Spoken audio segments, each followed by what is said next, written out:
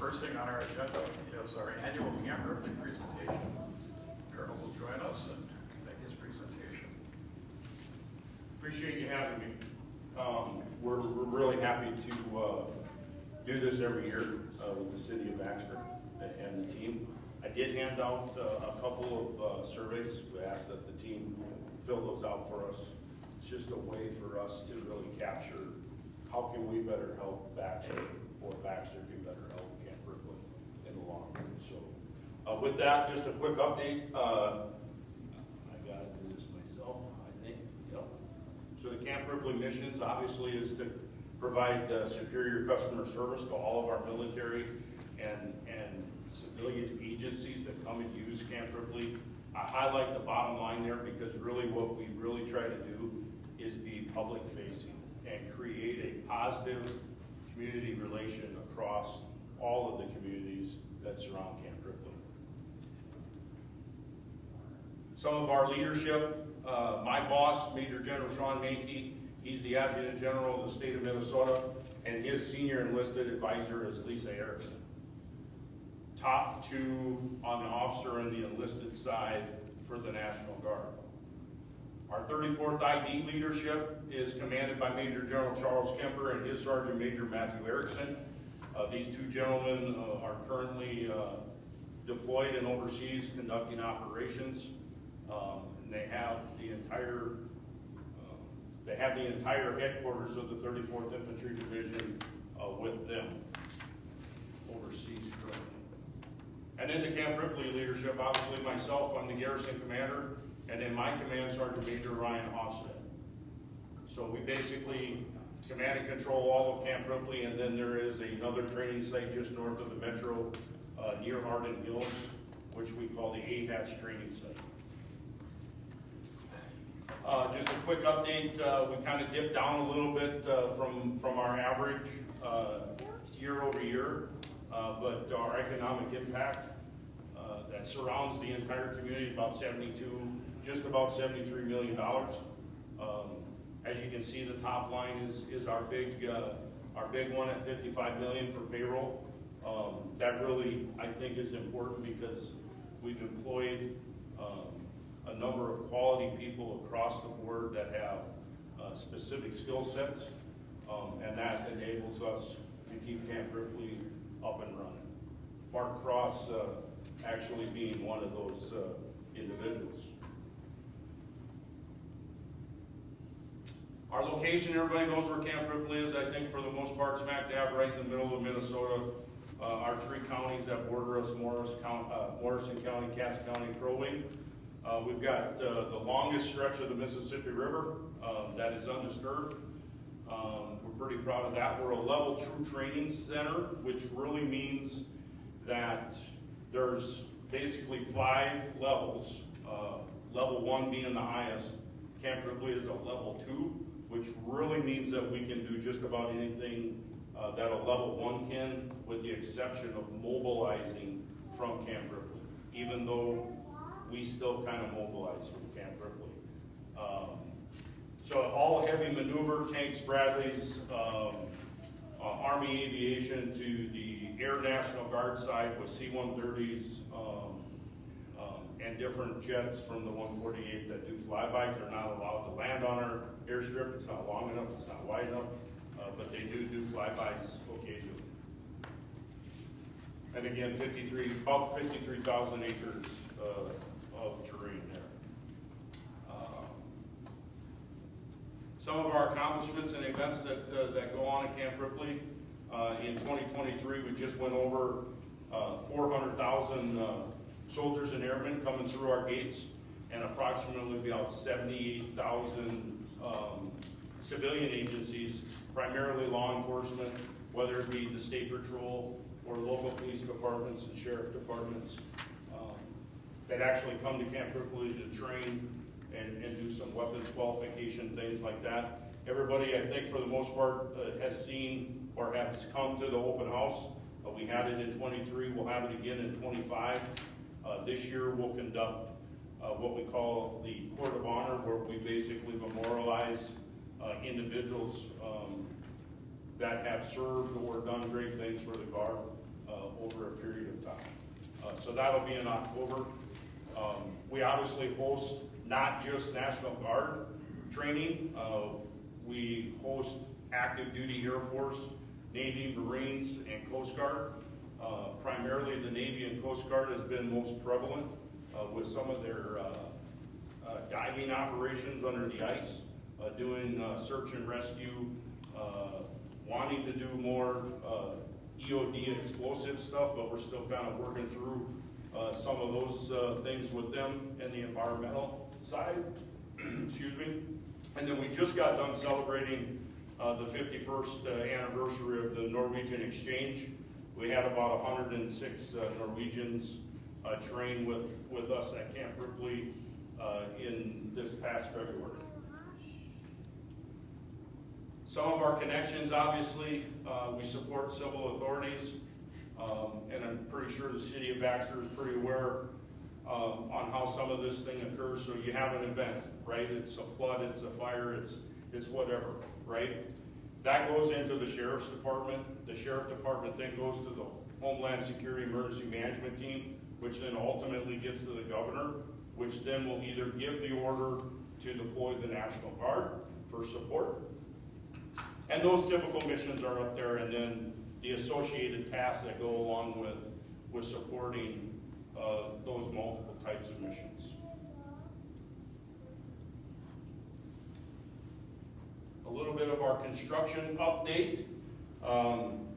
Thanks to our facility management team that is permanently housed on Camp Ripley, we've got 4 rail spurs going in this spring, this summer time frame.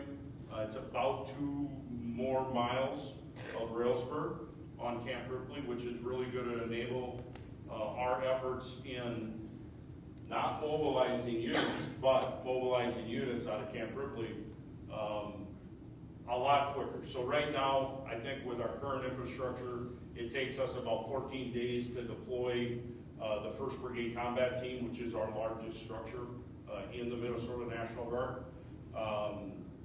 Down to about 3 or 4 is projected right now. We don't know. We'll see once we get it built and do that. The access control point, another big project that'll occur along Minnesota 115. We're going to move the main entrance to Camp Ripley to the west along Highway 115 and access the base in a different manner. This really meets all of the anti-terrorism force protection measures that every Army installation should follow. Currently, Camp Ripley does not have or meet very many of those requirements. So this is a good project for the installation and the security of its people. I'm going to hit on the Area 5 development since it's kind of near and dear to my heart. This is really modernization of some facilities that if you've all been on Camp Ripley or seen the tin huts where soldiers, get issued an Army cot and they get to go sit in a tin hut, and that's where they sleep. We're really trying to expand our ability to provide soldiers better accommodations than that. I think over the years of serving and deploying and coming back and deploying again, having a place to lay your head down that's a nice, comfortable bed versus an Army cot is definitely worth it. We're going to upgrade our pistol range. There's some different qualifications that have changed from the Army's and the Department of Defense's standpoint. So we'll be doing some upgrades to the pistol range specifically. And then just a number of numerous renovations across the base, in terms of sustainment and restoration of the existing facilities and just trying to make sure that those facilities can be utilized far into the future.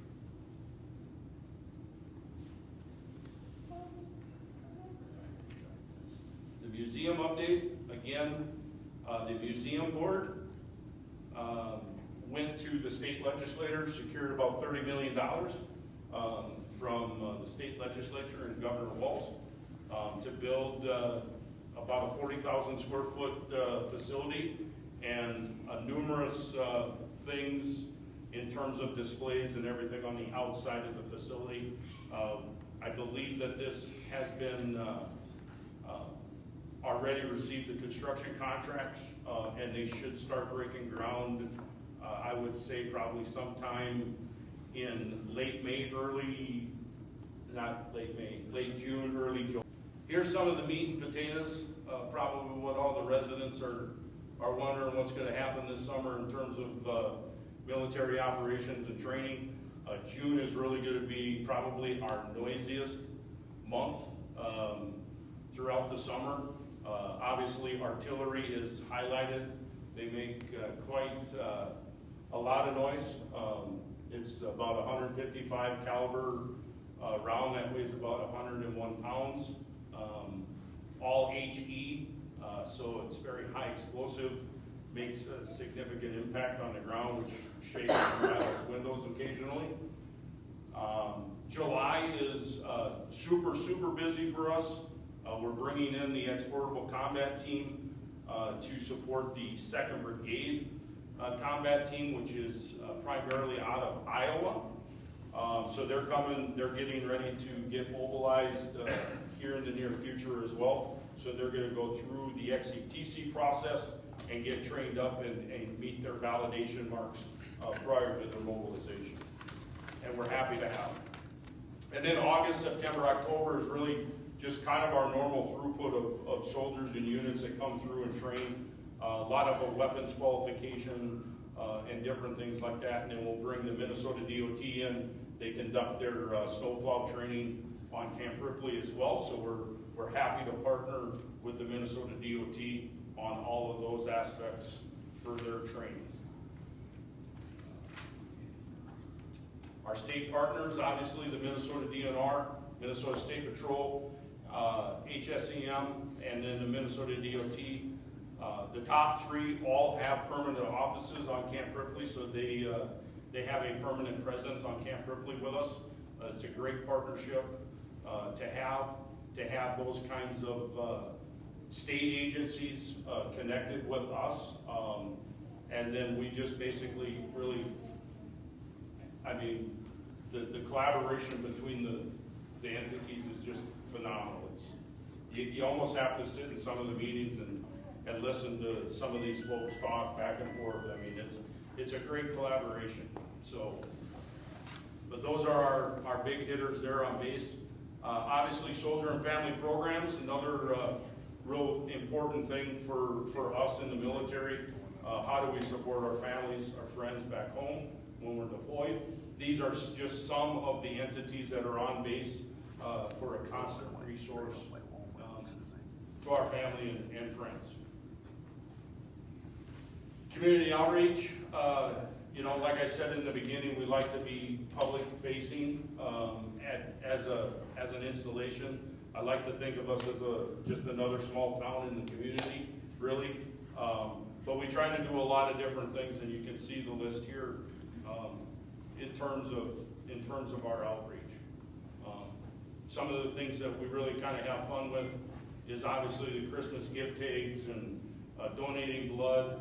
I think Camp Ripley probably, I'm not sure for 100% certain, but I think we're pretty close to one of the top givers of blood to the Red Cross. So, and they visit us frequently, so that's really great. And then we do a lot of things for our veterans, obviously, archery hunts, disabled American veteran hunts, trolling for troops, the fishing event, and different things like that. So we're pretty excited for all of those events to occur. Our environmental program, again, the team that we have on Camp Ripley is just, it's a phenomenal team. With the number of natural resources that we have spanning across Camp Ripley's territory there, it's amazing. And these folks win awards year after year after year. We kind of joke about it now because they win so many awards, but they do phenomenal work. And it's really a challenge and a balancing act to do all the military training and still preserve natural resources. So they don't normally go together very well, but we seem to make it work pretty good. And then their partnerships, obviously, Department of Natural Resources, Water and Soil Resources. We have a great relationship with Central Lakes College and the president over there. Fabulous partnership with the students and coming out and working in the field on Camp Ripley. Fish, Wildlife Services, also very prevalent with our teams and the DNR being on base permanently. So we see these folks constantly, so we get a chance to talk and collaborate on almost any kind of thing that they want to talk to us about. Prescribed burns, one of the necessary evils, really, as you can imagine, the number of weapon systems that we fire and utilize on the training base can create a lot of fires that become uncontrollable. So we need to do prescribed burns. We try to get after about 17,000 acres a year. The highlighted side on the map over there is going to kind of show you the areas that we're trying to get after in 2024. We got a pretty good start with the spring and the snow melting and everything worked out pretty good. So we got a pretty good head start on some of the prescribed burns. So you may see some smoke in the air. We try to get it on the radio stations, and we put it on the Facebook and the Twitter, and we try to communicate as much as we can. So not to alarm anybody, but that's typically probably what you're seeing. The Army Compatible Use Buffer, this term is actually, it's still an Army program, but the term itself, I think, is going to transition out. It's going to be the Army REPI program. This is going to be, obviously, the Army Compatible Use Buffer, the Sentinel Landscape, and some other things that are kind of mixed into one program. So it'll be referenced as the Army REPI, probably by next year when I give you the brief again. But all the green shaded highlights are all the acres that are currently enrolled in the Army ACUP program there. The safety brief for the evening, unexploded ordnance, UXOs. Simply, if you see, find, come across anything that looks suspicious, please call Camp Ripley. We have special people that deal with these sorts of things. We don't want anybody to get injured or hurt or maimed by any of these kinds of things. A lot of times they're inert because they've laid there for years and years and years, but we never want to take any chances. So the numbers are up on the slide there, and I think we can make this available to the public as well. Please give us a call, and we'll send a team to take care of it. And with that, there is my team standing out in front of our headquarters building. Open the floor to questions, comments, dialogue, however you see fit. Okay, council, any questions of the ground?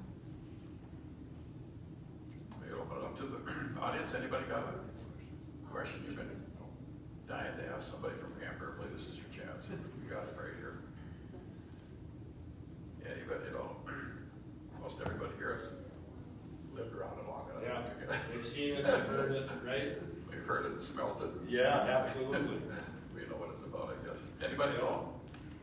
Okay, see it now, we'll let you go. Thanks for your Well, I appreciate it again. We'll see you around. Mark, I know I'll see you. Again, the surveys, please, if you remind everybody for that, it really means a lot to us to make things better in the future. Thanks for coming. So, thanks. Thank you.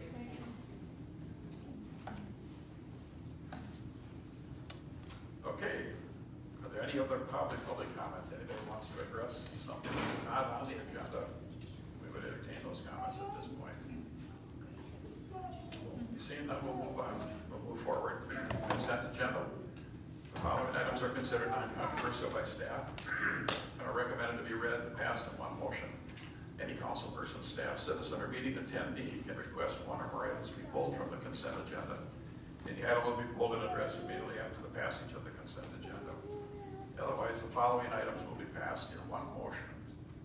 Number 2, approve city council special minutes from March 14th, 2024. Number 3, approve city council work session minutes from March 19th, 2024. Number 4, approve city council minutes from March 19th, 2024. Number 5, approve the payment of bills and finance report.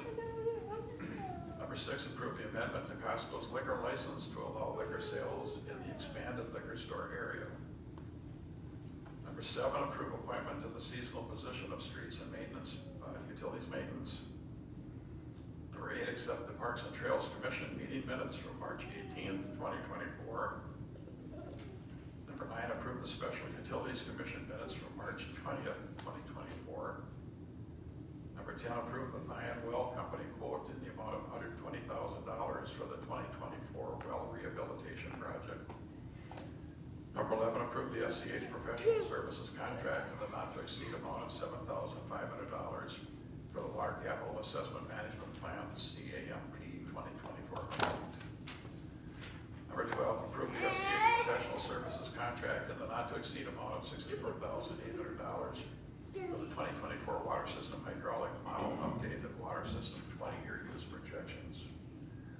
Number 13, approve the SCH professional service contract in the not to exceed amount of $24,900 for the 2024 preliminary aquifer evaluation. Number 14, adopt resolution 2024-026, declaring the cost to be assessed and ordering preparation of proposed assessment for the 2024 mill and overlay and full depth reclamation improvements project, municipal project number 4424. Number 15, adopt resolution 2024-027 for hearing on proposed assessment for the 2024 mill and overlay and full depth reclamation improvements project, municipal project number 4424. Number 16, approve place at replacement at Lauren Thompson Park in the amount of $156,739.90. Number 7, adopt resolution 2024-028, authorizing adoption of a reassessment of certain properties from the Cypress Drive and Douglas Fir Drive Improvements Project, city project number 4087. Motion to approve the consent agenda. Motion by Cross. Second. Second by Tabbitt. Any further discussion? All in favor say aye. Aye. Opposed, same sign. Motion carries. We're on other business right now. Number 18, approve City of Baxter Dog Park study and approve the Clearwater site between Inglewood Drive and Grand Oaks Drive for the dog park location. Mr. Doty. Thank you, Mayor and Council. Tonight we have a dog park study on the agenda, as well as the next item on your agenda is Jefferson Parks plan update study. Both of these agenda items, we have been assisted by WITSET to help aid us in both of these studies. So I'd like to turn it over to Jillian Miner with WITSET to go over this first one, dog park study.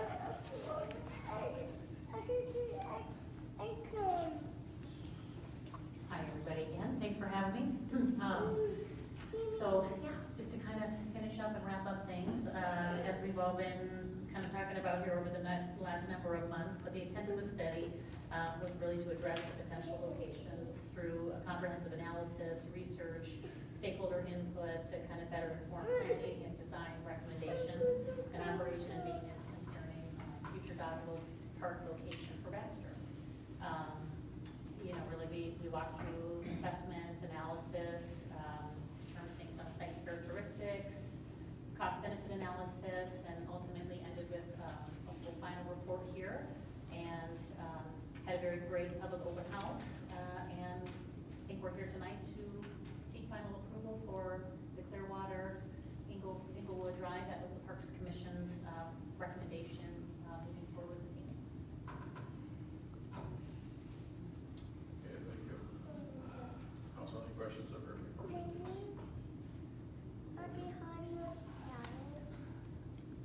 Open it up. Anybody have any comments out there?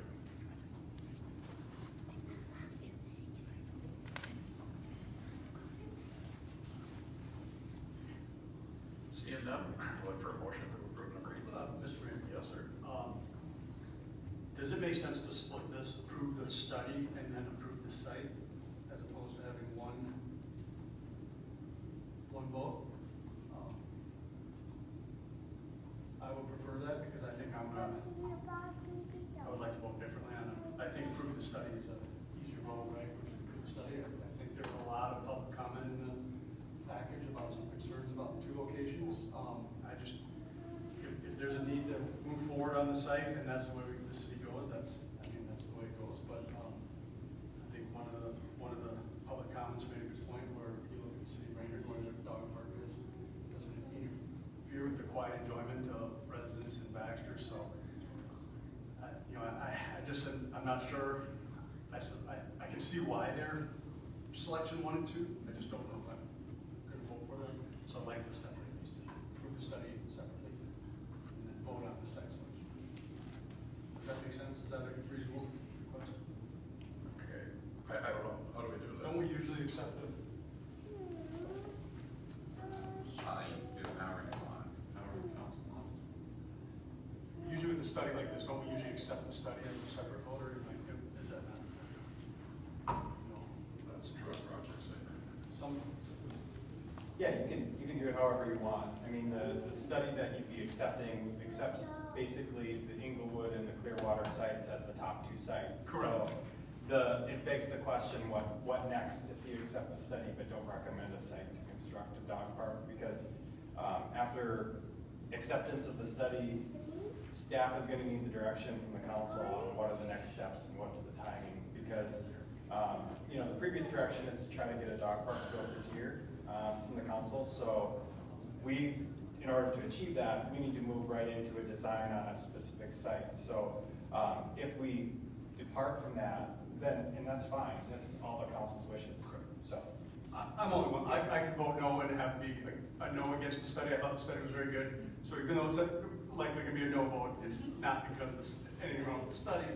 It's just that I just think there's significant concerns from the neighboring public to just go forward with it tonight. Also, and I've already said this before, and this kind of ties in with the Oscar Christopherson Park, is I think that one included moving the rink and doing a 4th field. Is that accurate? So I'm not going to vote for a penny to be spent on boys baseball or dogs until we start treating girls in Baxter. That's what I'm doing. We can leave it as it be. Well, the only reason I hesitated, I was struggling with the same thing. How can you vote for the study and not vote for because the study kind of comes to that point. So, but if that's what we want to do. No, leave it together. I know with some of the engineering stuff, we accept the study. Yeah, right? you're right, yeah. The feasibility study or whatever, as a separate vote. We're not actually voting on executing funds at that time. So we just leave it together. I don't have a problem with that. Then I'll make a motion to approve number 18. Motion by Lucio, I'll second. second by Talbot. Any other discussion? All in favor, say aye. Aye. Aye. Opposed? Could we just ask for clarification, did that take and approve the site as Clearwater Road? That was my intent. Question for you guys. So you put on Clearwater Road, we just paid for the road there and it's coming out of our tax money and everything. Do we get reimbursed for more traffic on the road? How much more traffic are you expecting? I wonder. Well, we also paid for water, and you guys putting water there for the dogs with sewer too, with another, that stuff too, because we pay for city sewer and water. How's that getting taken care of? Is our tax going to go up with that too?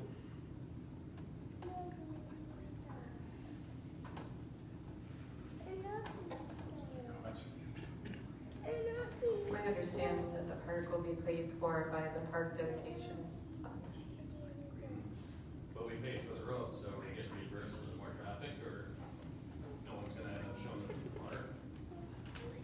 I guess my answer to that would be I don't anticipate a huge influx of traffic going to the dog park. I don't see that it's going to be different than what a park for the children would be.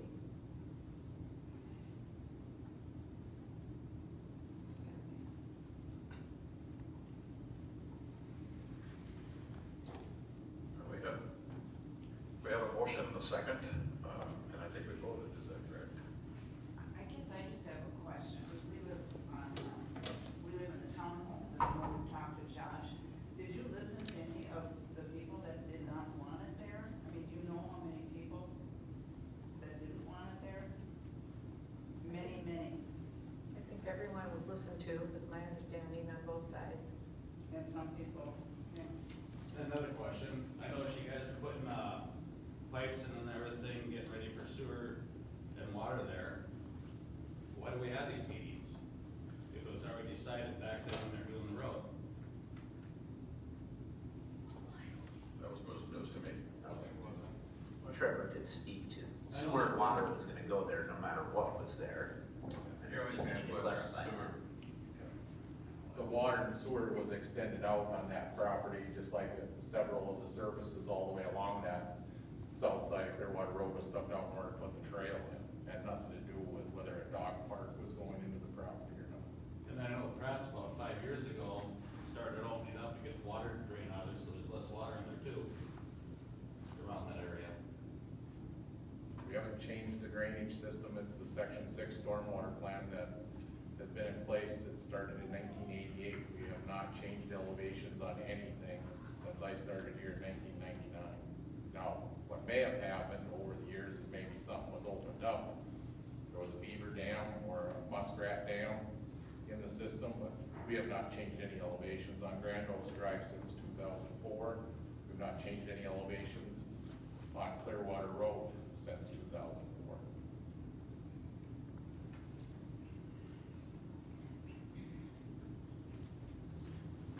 I'm wondering, I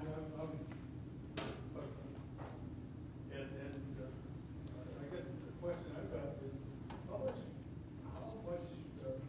clearing do you have to do to the woods to make that park a park? Have you talked about that at all? Yeah. I think the goal would be minimal, so it's not gonna be, Minimal to this, if it goes in on the side, then it is. does that come into effect when you were trying to make a choice? It did. It did.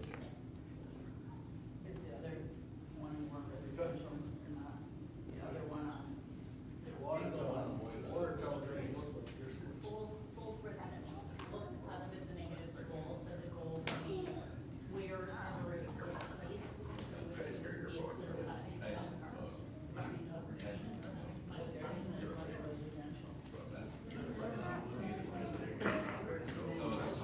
On the white side? No, that was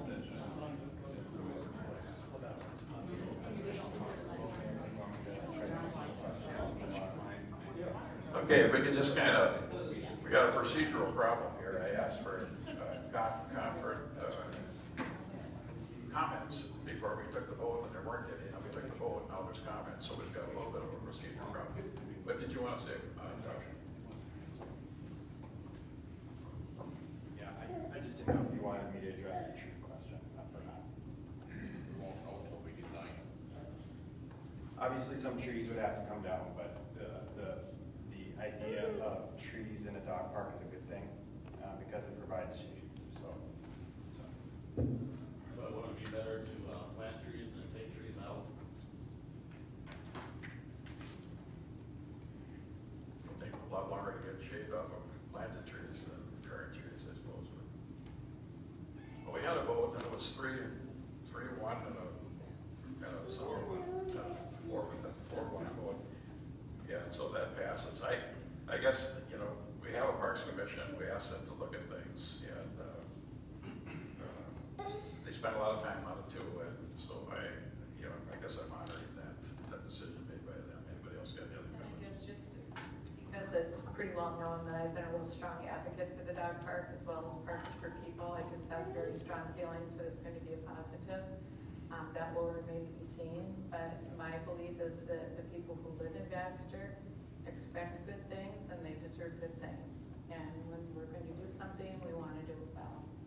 So just, my hope is just that you'll stay tuned and watch it play out and be pleased with the final product.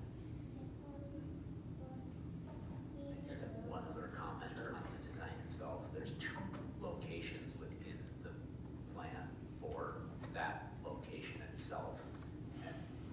personal preference is to use the secondary, but I assume that that will play out during design for making final decision. Okay, number 19, approve City of Baxter, Oscar Christopherson Park Master Plan Study. Before you start, now this one says we're only approving the study, and a decision is being deferred, is that accurate? So, I'll take a shot at that one. Okay, because the dog park one was combined, and that. Yeah. That's a good point. Yep. The dog park was to approve a study and select a site, right? The Oscar Christopherson Park study is an amendment to the overall park plan for that park. It's a master plan. It doesn't identify any specific timeline for any construction with any of the improvements within that study. So the dog park was directed by the council to get it built this year. There's nothing directed by the council to get anything constructed within that study. So think of Oscar Christopherson Park like a comp plan. I mean, it can take many years to complete the improvements within the study. So there's no timeline established for anything. Give you an example of one thing on the Oscar Christopherson Park plan study, which is in this study, is to have a concession stand and a press box in the center of a quad field, right? That's been on our plan for a long, long time. So, you know, master plans can carry with it a certain time frame for improvements, but this study does not. It's just saying this is how we want it to grow up when it grows up. And then the timeline decision is not established within this specific plan. If that helps. Thank you. Yep. Go ahead, Joe. It doesn't answer my question. but- It didn't answer your question? Okay. I mean, really the goal of it, right, is to kind of provide a roadmap, Yeah, right? no, I get it, yeah. No financial obligation, but, and really what we wanted was it to be a roadmap that involved the community values and input. So that was kind of the crux of the study. So we went through an initial assessment at the park, kind of reviewed what was out there. We went through a, pretty comprehensive public engagement strategy. We had a public website dedicated to the project that was built. We had a public open house. We had an online survey. So we went through a lot of extensive public engagement, and we ended up developing 3 different concepts throughout the process of the study, and ultimately shared those with the public. And I think you all saw A, B, and C. We were a little bit basing them on costs, but ultimately the Parks Commission wanted to move forward with one of them as a preferred plan. So that's what we have tonight, and that was kind of a combination of option C and option B. Mostly heavy on option, or this was a long study. Option C was what we proceeded forward, the Parks Board here proceeded forward with the recommendation. So you can see it. So this is the final master plan, which is just an idea build out, no timeline, no financial obligation, but it does include that 4th field. We did hear from the public that they wanted to keep that softball field. That was important. So the Parks Commission wanted to maintain that, and this was the final location for a dual-purpose hockey potential roller rink is where they'd like to see that in the future.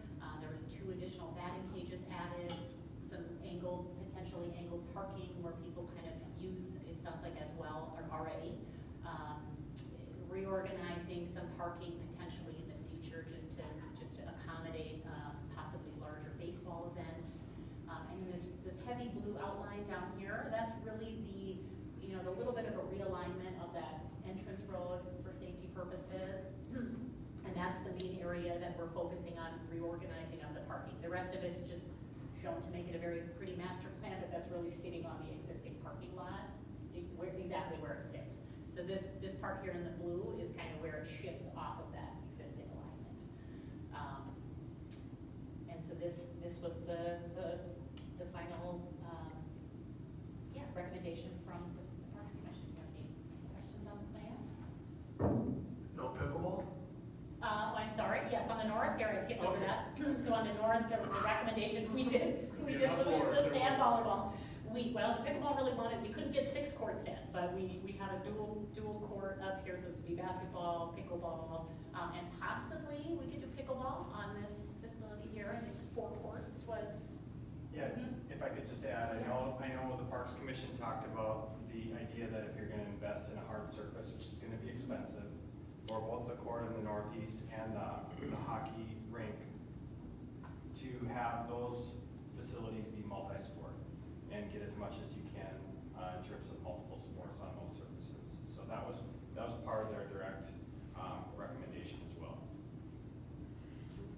With the specifics to be identified later, in terms of what sports, but you're right, pickleball was definitely a strong interest with what we heard in the study. It was, that people were excited that there were amenities getting added rather than taken away. And then down here in the center, this is was the identified location for a combination warming house, potentially new restroom facility near that playground.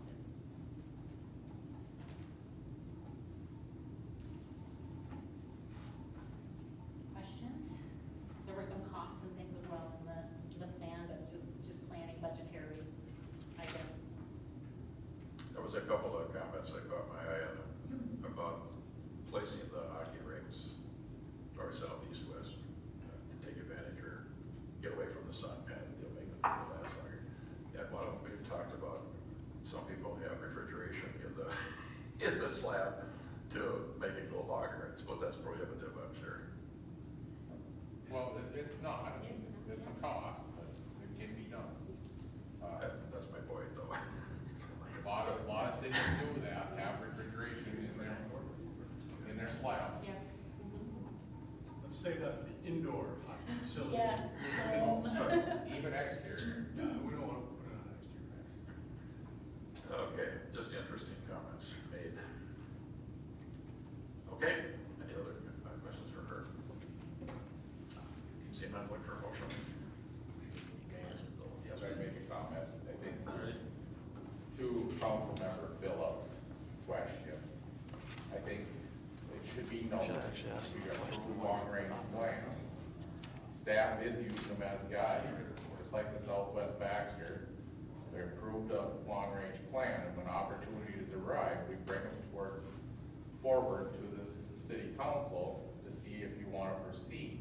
So when you approve a long-range transportation plan of signal lights, roundabouts, all these road corridors, that is what staff is using as the guide to figure out the long-range plan to build in the next 20, 30 years, maybe 40 years. But it is saying to the public that that's what we're gonna build out as. So when you approve a plan, yeah, are you behind everything that's in there or not? Just saying it again because we went through this on the Southwest Baxter study, and I know you guys were divided on it, so just bringing it out that What are you exactly saying? What exactly are you saying? when you approve the plan, that is what staff works at to build out long range. Now, it's not tomorrow, maybe it's not 5 years, maybe it's 20 or 30 years, but that is what we work towards. Because that's what the approved plan is. So to say that it's never gonna get built and you approve it, Are you talking about this year? yeah, any plan, I'm talking any big long-range plan that the city approves, sooner or later, it's supposed to be built out. That's what you're telling the public. Whether it's transportation, whether it's parks, whatever it may be for a long-range plan. CIP, 10-year CIP plan for the city of Baxter, for streets, water, and sewer. That's what you're using as the guide to take and build the facilities of whatever it is in the future. If I could add to that, however, this plan has no time frame established with it. Okay, so we say 20 to 30 years, I just want to correct that. There is no time frame with this master plan.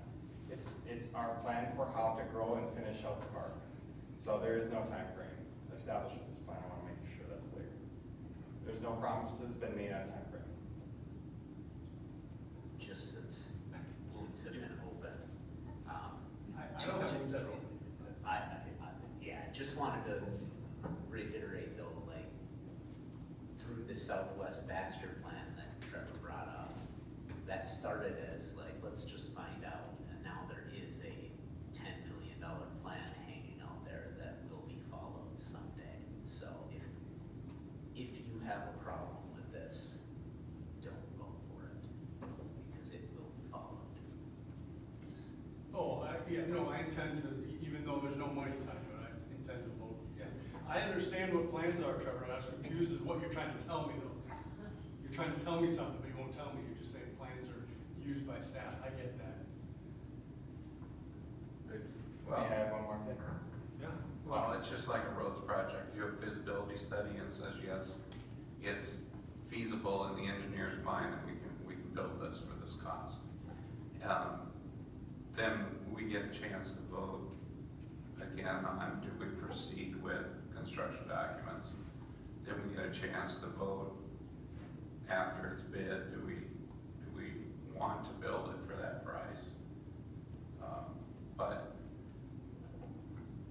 don't kid yourself. When you do a feasibility report, it's intended to move forward, at least from the engineering side of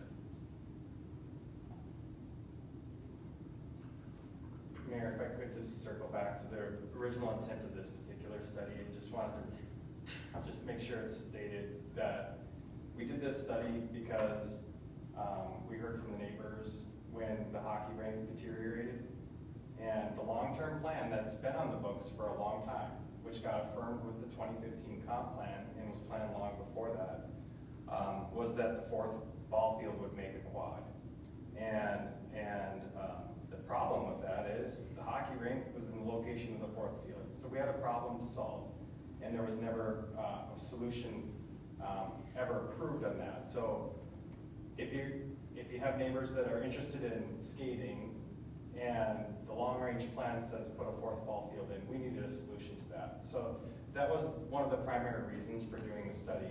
What we heard from the neighbors that spoke up back 2 years ago when they came in was, in addition to the skating interest and the long-range plan of having the fourth field, they were also interested in additional recreational opportunities within the park. So that was the overall scope and why we did this study at this time.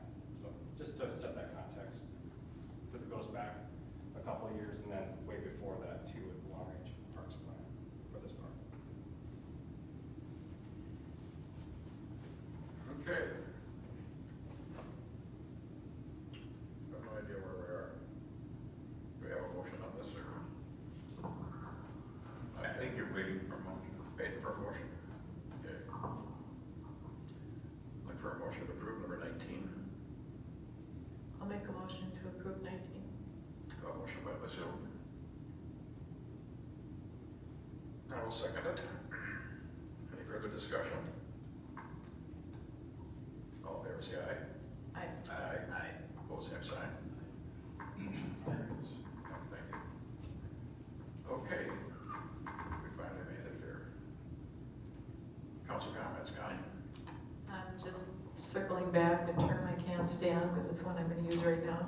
I just want to thank the extra time that's been put in, I know on behalf of the interest with the ballpark, and it's much appreciated by me, and just to publicly make myself available to help in any way I can, and thanks in advance to the parks people, because I know it's going to be a project for you. But I fully believe in it. Zach?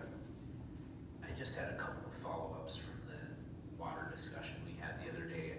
Not anything that I have any plans or any specific ideas, but it just got me thinking about things that the council should probably really start thinking about, ways that we can do something to actively look at the water demand and what levers we might have to pull in terms of control.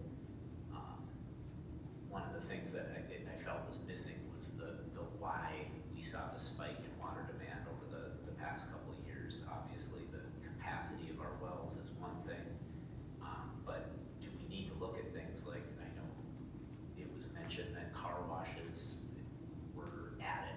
Do we need an ordinance that limits the number of car washes? I don't know where we stand in terms of things like that. We've got a couple of water parks. Do we need to concern ourselves with how many water parks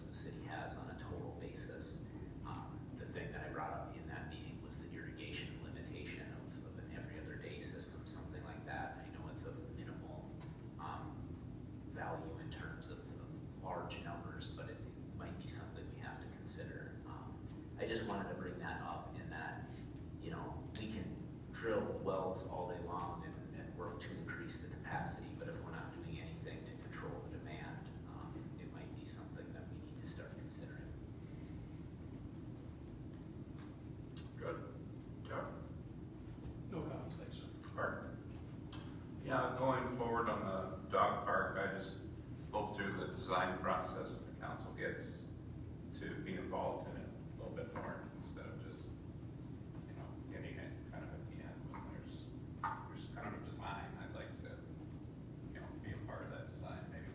Sure. I would just say that, and I probably should know better, I didn't expect this, I didn't see this dog park thing coming the way it came, but, again, I've been around long enough to know that it's possible.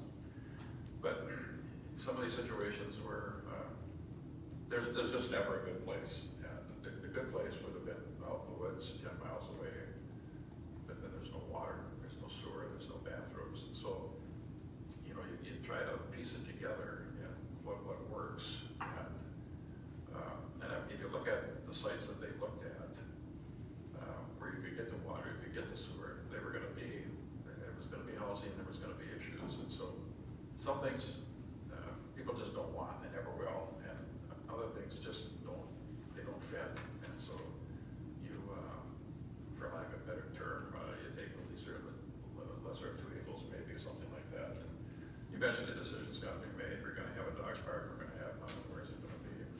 And again, I appreciate the efforts of the, Parks Commission and staff that worked on it. And will everybody be happy? No, they won't, but hopefully we can, like Marcus said, sign it right, put it in the right place on that property like Zach's talking about, and make it the best dog park in the whole US of A. And move on that, so. City Administrator, anything? No. Think nothing from our attorney? Okay, Mr. Mayor, if I could just kind of piggyback on what Zach said. You know, we've got a dichotomy happening with the water. We've got right now kind of a limited supply versus what we can process and distribute, but yet we're open to development coming in, and we have all this commercial residential property sitting there. Wouldn't be surprised if we don't see another car wash coming in.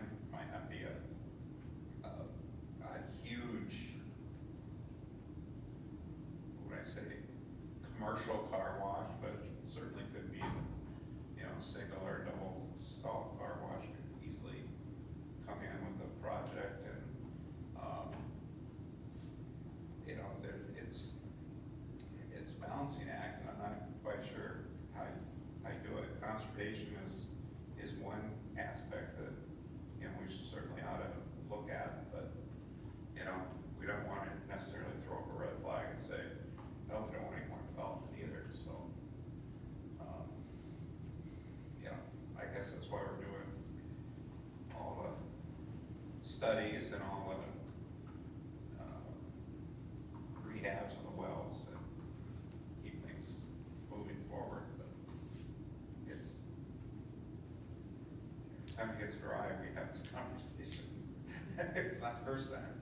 So, that was it.